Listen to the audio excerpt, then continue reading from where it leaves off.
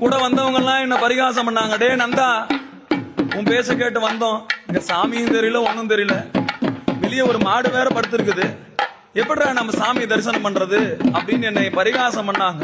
நான் கை கூப்பி கண்மூடி, அப்பா உன்னை தேடி வந்த எனக்கு இதுதான் நிலைமையா?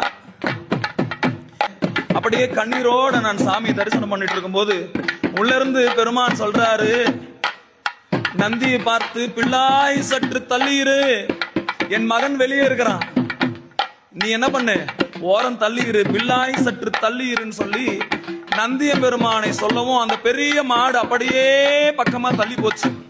உள்ள பேரொளி பிழம்பாக அப்பன் தெரிகிறார்.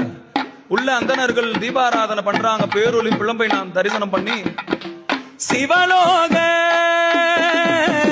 நாதரையே, அந்த சிவலோக நாதரையே நான் கண்ணார